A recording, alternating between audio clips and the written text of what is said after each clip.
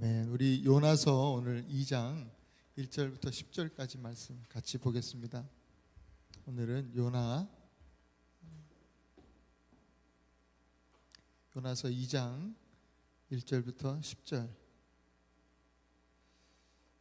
찾으셨으면 같이 한번 말씀 천천히 읽겠습니다. 요나가 물고기 뱃속에서 그 하나님 여호와께 기도하여 가로되 내가 받는 고난을 인하여 여호와께 불러 아뢰었더니 주께서 내게 대답하셨고 내가 스올의 뱃속에서 부르짖어 쌌더니 주께서 나의 음성을 들으셨나이다. 주께서 나의 깊음 속 바다 가운데 던지셨으므로 큰 물이 나를 둘렀고 주의 파도와 큰 물결이 다 내 위에 넘쳤나이다. 내가 말하기를 내가 주의 목전에서 쫓겨났을지라도 다시 주의 성전을 바라보겠다 하였나이다. 물이 나를 둘렀으되 영혼까지 하여싸우며 깊음이 나를 애웠고 바다 풀이 내 머리를 쌌나이다. 내가 산의 뿌리까지 내려가싸우며 땅의 그 빗장으로 나를 오랫도록 막았으나 나의 하나님 여호와여 주께서 내 생명을 구덩이에서 건지셨나이다. 내 영혼이 내 속에서 피곤할 때에 내가 여호와를 생각하였었더니 내 기도가 주께 이르러 싸우며 주의 성전에 미쳤나이다. 무릇 거짓되고 헛된 것을 숭상하는 자는 자기에게 베푸신 은혜를 버렸사오나 나는 감사하는 목소리로 주께 제사를 드리며 나의 서원을 주께 갚겠나이다. 구원은 여호와께로 말미암나이다 하니라. 여호와께서 물고기에게 명하심에 요나를 육지에 토하니라. 아멘. 요나의 이야기는 잘 알죠.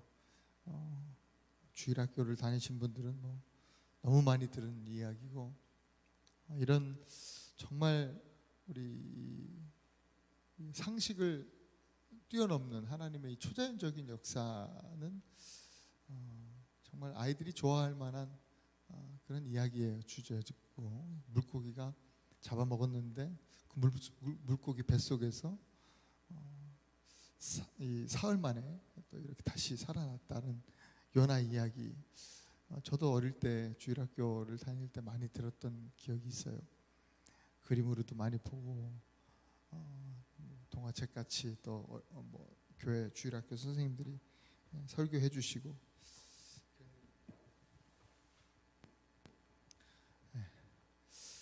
그래서 많이 들었는데 이 요나 여러분도 잘 아실 거예요.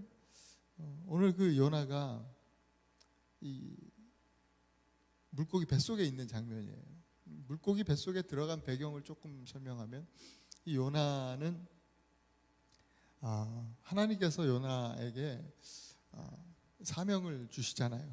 요나가 선지자 아닙니까? 이래봬도 요나에게 하나님께서 말씀하시는데 니느웨라는 도시에 가서 복음을 전하려는 거예요. 그 백성들을 하나님께서 이제 구원하시겠다, 구원해야 되겠다, 이런 하나님의 그 마음을 알려주시고, 요나가 그 얘기를 들었어요.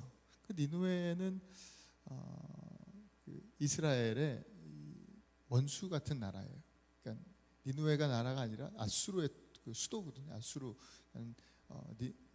이스라엘이 사실은 나중에 아수르에 의해서 멸망당하잖아요. 그 아수르의 수도가 니느웨예요.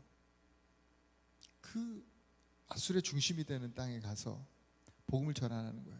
저 원수 같은 나라, 맨날 우리 못 살게 굴고, 나는 그 아수르 땅을 밟기 싫은데, 니느웨 가기 싫은데 자꾸 가서 복음을 전하니까 이거 너무 싫은 거예요. 그래서 자꾸만 발을 빼죠. 자꾸 그 하나님의 부르심에 응답하지 않고 자꾸만 도망가는 것이죠. 전에 제가 아는 목사님도 하나님께서 일본으로 이렇게 선교사로 물론 갔다 오셨어요. 일본 선교사를 지금은 안 하시고 지금 목회하시지만 중간에 일본 선교로 또 컬링하셔서 빼다가 다녀오신 분이 계시거든요. 일본 같은 나라들도 사실 우리 문화권에서는 다른 나라 사람들이야 그렇게 생각 안 하겠지만 우리 한국 사람들한테는 일본이 참 사랑하기 쉽지 않은 그런 나라 아닙니까? 요즘엔 또 중국이 그렇더라고요. 어쨌든 우리 주변 국가들이 우리나라를 계속 못 살게 구니까 일본은 특히 그랬죠. 우리는 또 일본에게 또 뼈 아픈 과거에 또 역사가 있으니까요. 그냥 일본 선교를 하는 게 이게 싫은 거예요. 싫은 거예요. 다른 데는 다 가도 일본은 가기 싫은 거예요. 그 거기는 들어보면은 선교의 열매가 없어요. 지금 우리보다도 그 기독교 역사는 훨씬 더 오래됐는데 정말 아주 영적인 부분이 강력하게 그냥 아주 그냥 철옹성 같이 돼 있는지 뭐 하여튼 이 사람들 마음이 너무나 강팍한지 일본 사람들이 잘 이렇게 안 돌아와요. 물론 한번 바뀌면 대단히 또 하나님 앞에 충성되고 정말 귀한 크리스천들도 많이 나오지만 그러나 우리나라나 뭐 정말 뜨겁게 부흥하는 최근 뭐 남미 또 아르헨티나 뭐 이런 나라들은 엄청난 또 부흥이 일어나고 또 이런 일들이 일어나는데 일본은 도대체 그런 일들이 일어나지 않으니까 쉽지 않은 거죠. 가도 열매도 없을 것이고 뭐 고생만 하다 올 거라는 그런 생각들을 가지고 자꾸만 빼다가 결국은 그래도 순종해서 다녀오신 또 목사님을 제가 아는데 이 요나가 그런 거예요. 이 아수르 니느웨 가기가 너무 싫은 거죠. 그래서 도망 다니다가 아수르랑 전혀 반대쪽으로 저 유럽 끝에 다른 데로 다메섹으로 가야 되겠다. 뭐 다른 이 생각을 하고 다른 지역으로 이제 배 타고 가다가 하나님께서 치신 거죠. 그래서 하나님께서 방향을 돌리시는데 배의 방향을 돌리신 게 아니라 그냥 아예 요나를 바닷속에 집어넣으시고 물고기를 다른 우리가 정말 상상할 수 없는 그런 방법으로 이 요나의 방향을 돌려요. 우리도 그럴 때가 있어요. 자꾸만 도망 다닐 때가 있잖아요. 하나님께서 말씀하시면 우리 각자의 삶의 모든 사람들이 다 부르심과 또 보내심, 그 하나님의 선택 지난번에 나누면서 그 얘기했잖아요. 부르심 받은 사람들은 다 하나님의 보내심, 사명이 있어요. 각자의 사명이 있는 거예요. 자꾸만 빼고 도망 다니다가 결국 하나님의 방법으로 우리는 또 하나님의 일들, 하나님의 방향을 또 이제 찾아가게 되는데 이렇게 요나처럼 고생스럽게 꼭 갈 필요는 없잖아요, 그죠? 여러분들이 오늘 나에게 주시는 부르심은 뭔가? 요나처럼 그렇게 이런 고생하다가 그냥 억지로 그냥 그렇게 니느웨 가는 것이 아니라 우리가 가야 할 니느웨가 또 있잖아요. 나를 향해서 가라 하시는 그 나의 삶에서 보내주시는 그 니느웨를 우리가 잘 분별하고 하나님 말씀 앞에 순종하면서 나가는 게 참 중요하겠다 생각이 듭니다. 그렇게 해서 물고기 뱃속에 집어넣어진 거예요. 물고기 뱃속이라고 오늘 거기 1절에 딱 나오잖아요. 물고기 뱃속에서 하나님께 기도했다. 이 물고기 뱃속이라고 하는 것은 여러분 물고기가 땅 밑에서 이 바다 깊은 데서 이제 헤엄쳐서 가잖아요. 그러니까는 우리가 흔히 얘기할 때 뭐 완전히 내려갈 대로 내려갔다. 뭐 이런 힘들 때 어려울 때 그런 표현을 쓰잖아요. 완전히 땅바닥에 다 내 모든 것 내 인생이 다 떨어졌다. 땅에 떨어졌다. 뭐 이런 표현을 쓰는데 그것보다 더 내려가는 거예요. 그래서 오늘 이 2절에 보면은 또 다르게 표현해요. 스올의 뱃속에서 스올의 뱃속이라는 표현을 쓰단 말이에요. 뭐 스올에 대해서 여기가 뭐 지옥이다, 연옥이다, 뭐 다른 뭐 신학적인 어떤 그런 얘기를 차차하고 이건 설명하기 좀 그렇고 하여튼 뭐 우리가 생각할 수 있는 우리 이성으로 판단할 수 있는 가장 밑바닥, 가장 깊은 곳이라는 거예요. 내 영혼이 거기까지 떨어졌다는 거죠. 육신도 물론 이 요나가 그렇게 고백해요. 우리도 그럴 때가 있어요. 가장 밑바닥에 하나님께서 우리를 떨어뜨리실 때가 있는 것 같아요. 혹 뭐 아직 경험하지는 못했을 수도 있겠어요. 지금 혹시 뭐 밑바닥이라고 또 그렇게 생각하시는 분들도 계실지 모르겠어요. 근데 더 떨어질 수도 있어요. 더 떨어질 수 있어요. 왜 하나님께서 이렇게 우리를 밑바닥으로 수월의 뱃속까지 그냥 완전히 깊은 곳으로 떨어뜨리실까? 생각해보면 요나의 경우도 그렇고 우리의 삶을 이렇게 돌아봤을 때 성경적으로 좀 해석해보면 우리를 하나님의 사람을 밑바닥 가운데 떨어뜨리실 때는 하나님께서 그 밑바닥에서 우리의 존재를 발견하게 하시는 거예요. 우리 자아를.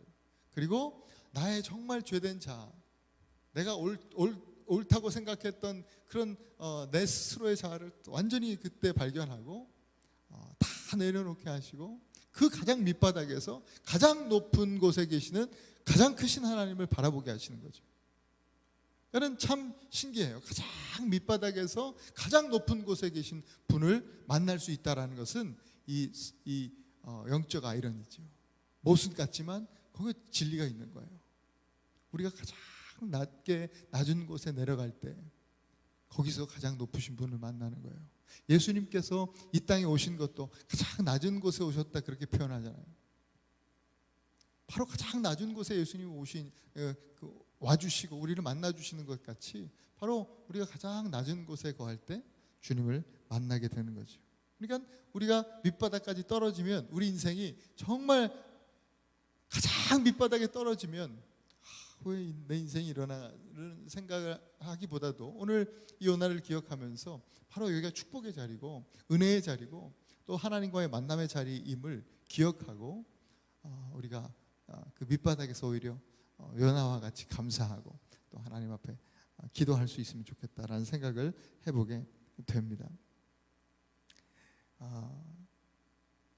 하나님의 부르심 받은 사람 그리고 사명을 받은 사람은요, 요나의 삶을 통해 보면 이건 이 사명을 이룰 때까지 하나님께서 이루실 때까지 하나님의 관점에서 보면 성경적 관점에서 보면 하나님께서 결국 이루시잖아요. 우리를 통해서 그 사명이 이루어질 때까지 죽지도 못하는구나 이런 생각을 해요. 죽을 수도 없어. 요나는 되게 죽고 싶었을 거야. 나중에 뭐 죽여달라고 내가 안 사는 게 낫겠다고 이런 얘기도 하지만 하나님께서 절대로 요나를 놔주시지 않아요. 특별한 계획을 하나님께서 그를 향한 특별한 계획을 갖고 계신다고 한다면 여러분 죽고 싶어도 죽을 수도 없어요. 풍랑이 이는 태풍이 일어나는 그 바다에 빠져도 살고 말이죠. 물고기가 집어삼켜도 그 뱃속에 수월의 뱃속에 들어가서도 죽지 않는 그런 사명, 니느웨에 복음을 전하는 사명, 반드시 이루어야 될 그 비전이 있기 때문에 그렇습니다. 그 밑바닥에서 요나가 오늘 보니까 기도하고 있어요.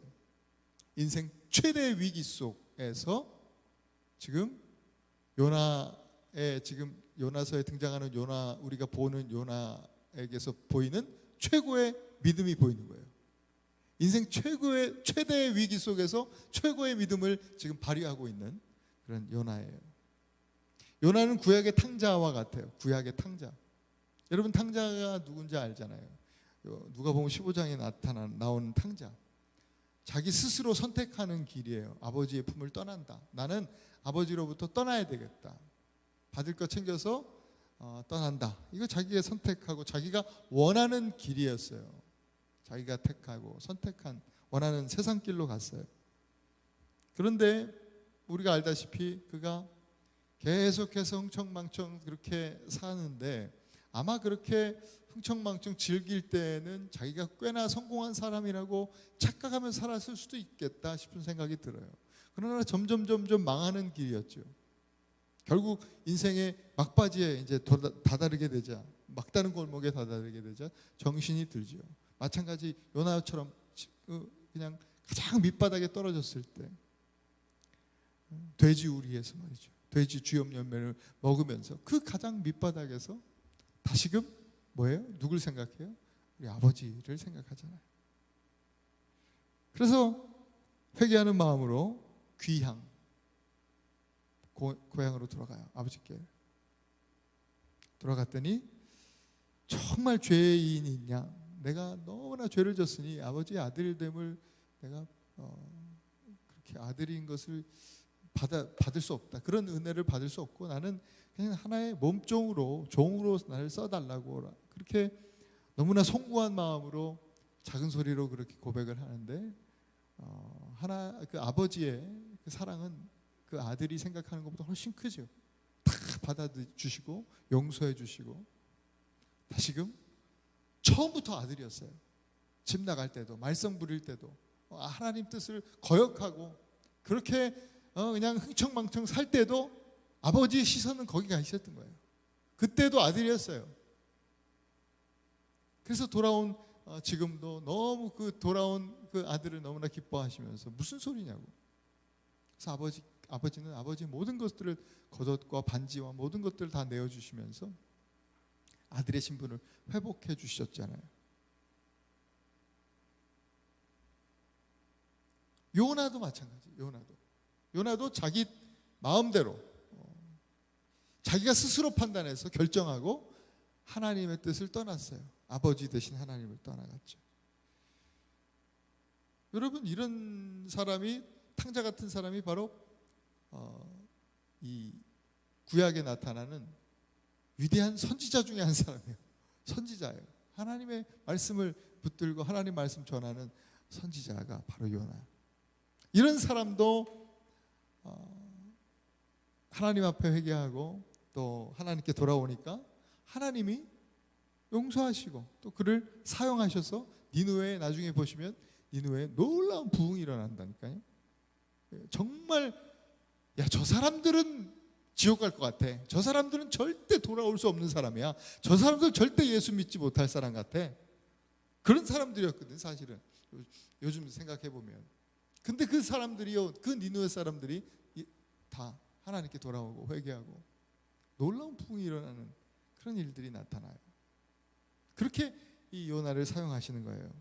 그렇게 요나 같은 사람도 사용하셨다면 오늘 우리도 혹 우리의 삶에 지금 밑바닥을 경험하고 있을지라도 우리가 주님 앞에 나아갈 때 하나님은 우리를 또 붙드시고 또 다시 받아주시고 우리에게 또 귀한 일을 맡기시면서 하나님의 비전을 우리를 통해서 이루어 가실 줄 믿습니다. 오늘 요나가 이 물고기 뱃속에서 하나님 앞에 그렇게 요나가 받기를 위해서 기도한 건 아니지만 그 물고기 뱃속에서 하나님 앞에 기도하는 모습이 나와요. 가장 선지자다운 모습이에요. 요나서에서 보면 그 가장 밑바닥에서 기도하는 요나의 기도는 우리가 좀 본받을 만한 기도예요. 우리도 우리의 삶 가운데서 요나처럼 기도해야겠다라는 생각을 하게 되는 것이죠. 첫 번째로 요나의 기도는 고난 가운데 드린 기도예요. 고난 가운데 드린 기도. 여러분, C.S. 루이스, 참 유명한 분 아마 한 번쯤 들어보셨을 텐데, 이 C.S. 루이스는 기도에 대해서 이야기를 하면서 고난에 대해서 또 동시에 이야기를 하면서 인간이 편안할 때는 하나님의 음성을 듣지 못합니다, 이런 이야기를 했어요. 그러면서 인간이 마주하는 고난은 우리 인간의 잠든 감각을 깨우는 하나님의 메가폰입니다, 이런 이야기를 했어요. 유명한 이야기예요. 고난은 하나님의 메가폰입니다. 이 C.S. 루이스가 한 말이에요. 오늘 요나서 그 2장 2절에 보니까 요나가 이렇게 이야기하죠. 내가 받는 고난을 인하여 여호와께 불러 아뢰었더니, 이렇게 했어요. 내가 받는 고난을 인하여, 고난 때문에 내가 기도합니다, 힘들어서 기도합니다, 이런 식으로 우리가 오해할 수 있는데 사실 이런 말이 아니에요. 이거를 새 번역에는 그렇게 번역해요. 고난 가운데 여호와를 불렀습니다, 이렇게 얘기해요. 그러니까 고난 중에서 내가 하나님을 바라보고 기도합니다 라는 뜻이죠.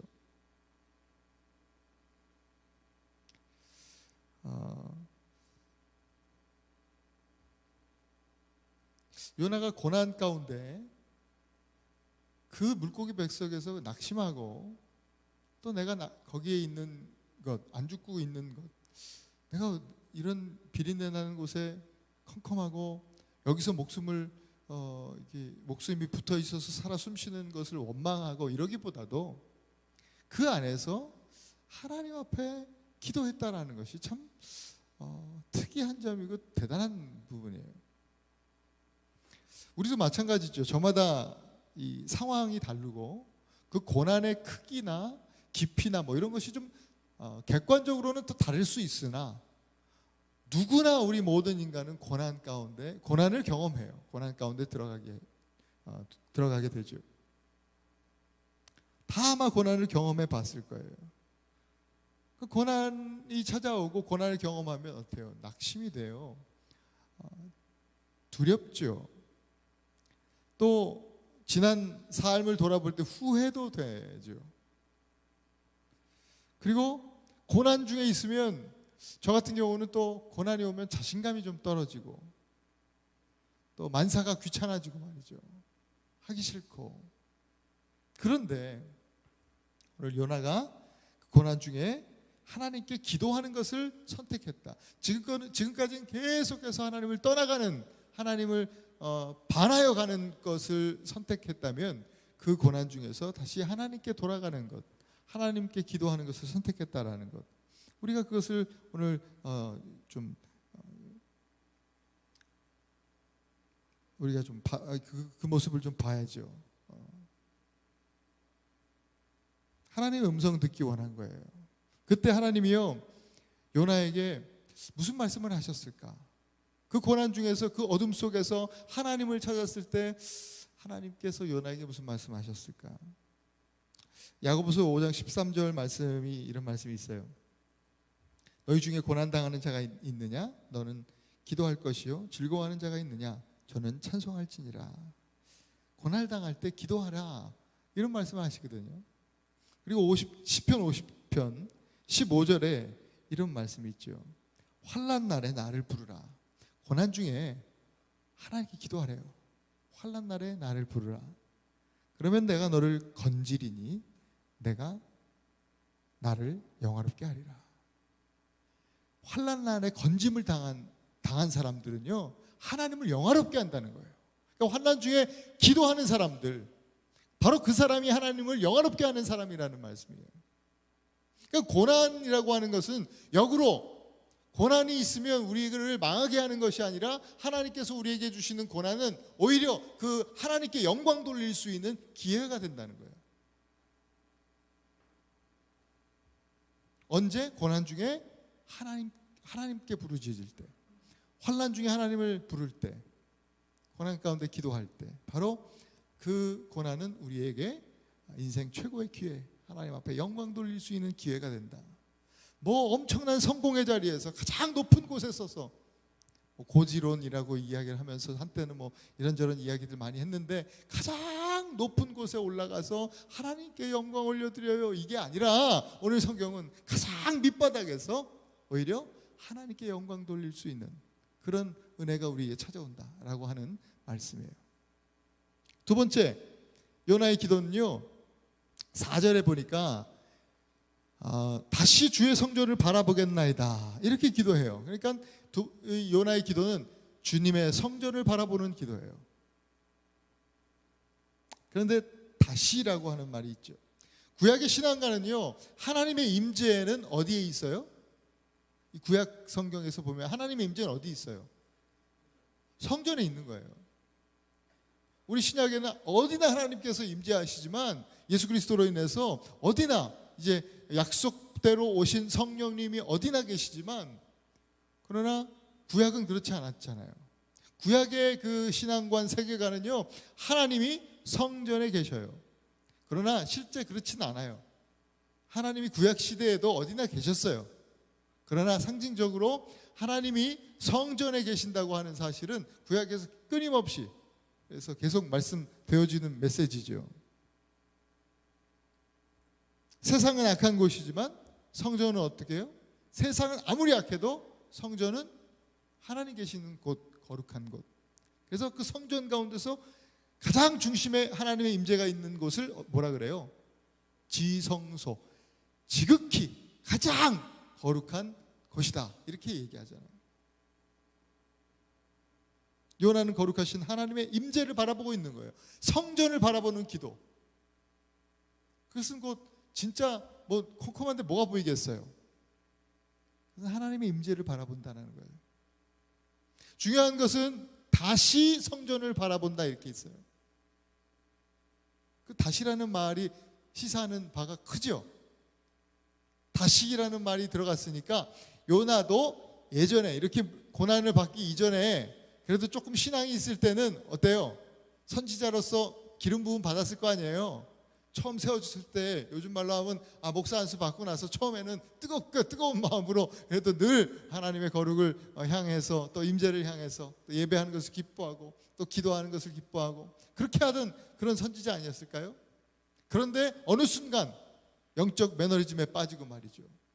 모든 것이 습관처럼 형식화되어 가고 하나님의 뜻을 분별하기보다는 자기 뜻을 위해서 자기가 원하는 바대로 자기가 생각하는 대로 자기 뜻을 위해서 계속 이제 살아갔던 그 요나 아닙니까? 그런데 오늘 여기서 다시 성전을 바라봅니다. 다시 하나님을 이전엔 분명히 바른 신앙을 가졌지만 좀 어그러지고 구부러지고 언젠가부터 그랬는데 언젠가부터 내 힘으로만 살던 삶이었는데 이제 다시금 주님 임재를 바라봅니다. 다시 예배를 회복합니다. 그럼 우리도 그럴 때가 있죠. 예수 믿고 저도 다 경험하고 여러분 다 경험했을 거예요. 혹은 또 지금도 그런 시기에 있을지도 모르겠고 주를 바라보는 삶. 예수님 만나고 진짜 막 너무나 좋았어요. 지난주에 설교 중에도 제가 뭐 얘기했지만 술 먹는 자리에서도 제가 그리스도인 됨을 자랑스럽게 너무나 기쁜 마음으로 고백할 수 있었던 것. 예수님 만나니까요, 내 삶에 그런 막 생각지도 못한 그런 반응들이 나오더라고요. 전에는 평생 이 예수님 만나고 예수님 만나기 전에 그 모태 신앙이니까요. 맨날 교회는 다니는데 친구들한테 뭐 교회를 같이 가자, 예수 믿어라 뭐 이런 얘기를 해본 적이 없어요. 근데 제가 인격적으로 예수를 만나니까 제가 하는 얘기가 자꾸 교회 얘기고 예수님 얘기고 자꾸만 그런 간증들이 나오는 거죠. 친구들한테도. 그리고 기도하기 시작하고 친구들을 위해서 하나님 제 구원해 주세요. 제 예수 믿게 해주세요. 그때 기도하던 친구들이 언젠가 한번 이것도 나눈 적이 있었는데 다 헤비메탈 완전히 골수 애들 완전히 마귀 같은 애들이었거든요. 그런 친구들이 다 예수 믿는 거예요. 한 30년, 40년 이렇게 30년 이상 또 지나니까 하나님께서 그 오랜 시간 속에서 그 기도를 잊지 않으시더라고요. 참 신기하다. 물론 그들을 위해서 기도하는 사람도 많은 사람들이 있었겠지만 저 개인적인 그 간증은 나의 기도를 들으셨구나. 그렇게 은혜가 되는 거죠. 그런 삶을 그 어릴 때 너무나 예수 만나고 뜨겁게 너무나 기쁘게 살았는데 시간이 지나면서 어때요? 요나처럼 조금 식어질 때가 있다는 거죠. 힘들고 지치고 여러 가지 삶의 고난을 만나고 나도 모르게 또 이 신앙생활이 습관이 되고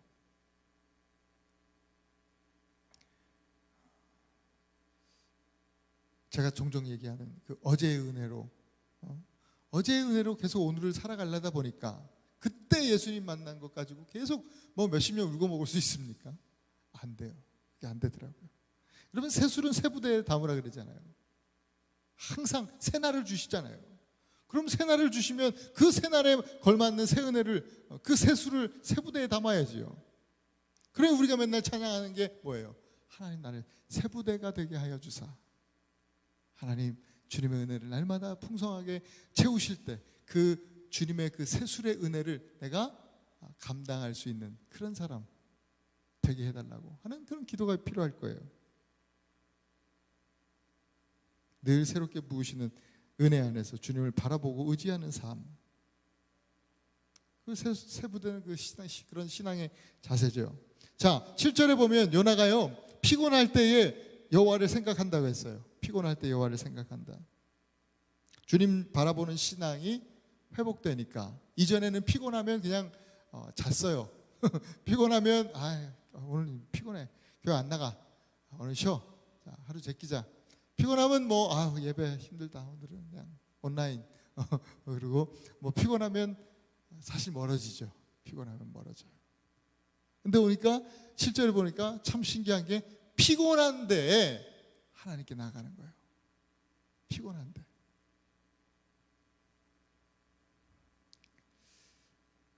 피곤한 중에도 하나님께 나아가는 이 주님 성전을 다시 바라보는 그 신앙의 회복, 다시 성전을 바라보는 그 신앙이 회복되니까 피곤한 중에도 낙심되지 않고 절망되지 않고 포기하고 싶은 생각 뭐 이런 것이 아니라 오히려 주님을 바라본다, 주님을 생각하게 된다, 이것이죠. 오늘 2022년 이 새해에는 저와 여러분들이 요나같이 정말 다시 성전을 바라보는 그런 신앙이 회복되는 그런 한 해가 되기를 축복합니다. 그래서 피곤한 날에도 또 여러분들이 곤고한 날에도 우리 주님 예수 그리스도 주님을 생각하면서 정말 그 위기 속에 영광 돌리는 가장 고난이 극심한 시기에도 하나님 앞에 영광이 올려지는 그런 우리의 삶이 될 수 있기를 축복합니다. 마지막으로 요나의 기도, 우리가 배워야 될 기도는 고난 중에도 감사했던 기도예요. 감사의 기도. 9절에 그런 말씀이 있어요. 나는 감사하는 목소리로 여호와께 제사를 드리겠다. 감사하는 소리로. 그럼 짐 스토버리라는 사람이 그런 얘기를 해요. 감사는 참 아이러니하다. 정말 감사해야 할 것 같은 사람들은 감사할 줄 모르고 거의 아무것도 없는 사람들은 많은 경우 감사하면서 살기 때문이다. 그런 얘기했어요. 진짜 많은 것을 풍성하게 축복을 받은 사람, 정말 저 사람은 너무나 감사가 넘칠 것 같은 사람, 그런 사람이 감사하지 않는다는 거예요. 그런데 야, 저 사람 참 불쌍하다, 너무 힘들게 사는구나. 근데 그 사람의 삶의 모습을 들여다보면 정말 감사하면서 하나님 앞에 산다라는 것이 참 감사의 아이러니다. 여러분들은 어느 쪽이세요? 여러분들은 어느 쪽이세요? 정말 감사해야 할 것들이 많은 사람이에요? 그렇다면 마땅히 감사해야 되지 않겠어요? 사실 우리가 그렇죠. 감사해야 될 것들이 얼마나 많아요. 너무나 많죠. 그럼에도 불구하고 감사가 사라지고 있다면 우리의 삶을 좀 돌아봐야 됩니다. 우리 인생에 이 감사의 아이러니한 모습들이 나타나면 되겠습니까? 주신 대로 만 가지 은혜를 기억하면서 만복을 생각하면서 하나님 주신 은혜를 하루하루 세다 보면 여러분 뭐 우리가 셀 수도 없잖아요. 그러다 보면 주님 만나겠죠. 그렇게 매일매일을 감사하는 삶, 우리가 그렇게 하나님 앞에 살아가야 될 줄로 믿습니다. 요나가 나는 감사하는 목소리로 주께 제사를 드리며 나의 서원을 주께 갚겠나이다 그랬어요. 마음껏 살 때, 마음껏 누리며 살 때는 감사하지 못하고 살다가 모든 것 잃어버리고 아무것도 없고 아무것도 보이지 않는 그 물고기 뱃속에서 뭐가 감사할 게 있어요? 그 비린내 나는 곳에서. 그러나 바로 거기서 감사한다는 거예요. 참 이거 아이러니죠, 그렇죠? 이런 감사의 기도를 하나님께서 기뻐하셨어요. 뭐가 있어서 감사가 아니라, 뭘 받아서 감사가 아니라 그 존재로 인한 감사. 이번 오는 주일 예배도 사실 감사가 주제예요. 무엇으로 감사하십니까? 뭐 이번 그 주일 제목을 이렇게 잡았는데 무엇으로 인해서 감사합니까? 소유가 아니라 존재로 인해서 우리는 감사하는 삶을 살아야 된다. 그게 크리스찬이다. 오늘 요나가 그렇게 보여주고요. 주일날 같이 말씀 나누겠지만 바울도 그것을 우리에게 말씀해주고 있어요. 생명으로 인한 감사죠. 생명으로 인한 감사. 시편 50편 23절 감사로 제사를 드리는 자가 나를 영화롭게 하나니 그 행위를 옳게 하는 자에게 내가 하나님의 구원을 보이리라. 감사의 제사를 통해서 하나님을 영화롭게 한다. 하나님은 진정으로 감사의 제사, 감사의 기도를 드리는 요나에게 하나님의 구원을 보이셨어요. 그래서 오늘 10절 마지막 10절에 정말 구원을 구원이 막막하게 하나님의 구원, 그래서 뭐 죽으면 천국 가겠지 이런 구원이 아니라 구원이 실제가 됐단 말이죠. 물고기 뱃속에서 물고기를 하나님께서 물고기에 명하셨다. 우리는 아무리 얘기해도 물고기가 우리 말을 무슨 말귀를 어떻게 알아듣겠어요. 그러나 하나님께서 창조하신 모든 피조 세계는 하나님의 말씀을 다 분별할 수 있는 그 분별력을 가지고 있어요. 우리만 죄를 져서 영이 어두워져서 그 분별력을 잃어버려서 망정이지 말이죠. 그때 물고기는 하나님의 음성을 듣고 물고기가 요나를 토해내버리죠. 요나를 토해냈다. 그게 10절 말씀이에요. 요나를 가두었던 그 물고기가 요나를 놓았어요. 그게 구원이에요. 갇혀진 곳에서 갇힌 요나가 이제 풀려났다는 거예요. 자유케 됐다는 거예요. 모든 묶였던 것이 풀려 자유케 되었다. 예수님이 그것을 위해서 오셨다. 그렇게 말씀하시지 않았습니까? 바로 요나가 그것을 경험한 거예요. 여러분, 2022년 새해에 어떤 상황에서도 이 감사의 기도를 잃지 않겠다라고 뜻을 세우십시오. 다니엘 하면 다니엘처럼 다니엘이 포로로 끌려가서도 뜻을 세웠다.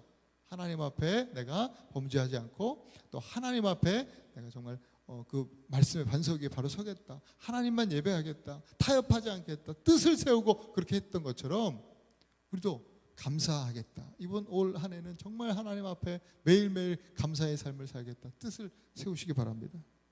그래서 우리를 묶고 가두었던 사슬이 풀려나는, 우리를 묶었던 그 소울의 뱃속이 우리를 토해내버리는, 정말 천국의 사람, 하나님의 사람을 감당하지 못해서 그 소울이 우리를 토해내버리는 그런 놀라운 자유케 된 참 자유의 역사를, 놀라운 축복을 이 한 해 경험하는 우리가 될 수 있기를 축복합니다. 2022년은 여러분 오늘 말씀 정리해서 말씀드리면 고난 중에도 하나님께 기도함으로 영광 돌리는 한 해가 되실 수 있길 바라요. 가장 밑바닥에서 가장 고통스러운 그곳에서 하나님께 영광 돌릴 수 있는 그런 기회로, 가장 밑바닥에서 가장 높이 계신 분을 만날 수 있는 기회로 삼으실 수 있길 바라요. 그리고 또한 나도 모르게 신앙생활하면서 매너리즘에 빠지고 습관화되고 정말 영적 기쁨을 잃어버렸다면 새해는요, 요나가 그랬던 것처럼 다시 성전을 바라보는, 다시 성전을 향해서 내 눈을 들어 거룩한 하나님의 거룩, 곧 예수 그리스도를 바라보는 우리가 될 수 있기를 바랍니다. 그리고 감사가 이렇게 풍성한 감사의 이유가 있는데 감사를 잃어버린 그 아이러니한 인생이 아니라 오히려 아무것도 없어도 하나님께서 다 가져간다 할지라도 욥과 같이 말이죠. 그 생명으로 인한, 존재로 인한 감사, 그 감사가 멈추지 않는 그 영원한 감사가 우리 안에 끊이지 않기를, 그래서 그 감사로 하나님을 영화롭게 하고 그 하나님께서 영광을 받으실 때에 또 우리의 나의 개인적인 삶뿐만 아니라 또 우리가 만나는 모든 사람들, 우리 가족, 또 우리 온 교회가 정말 묶인 것에서 자유케 되는 놀라운 하나님의 그 영원한 자유를 누리고 또 함께 경험하는 그런 이 한 해가 되기를 간절히 축복합니다.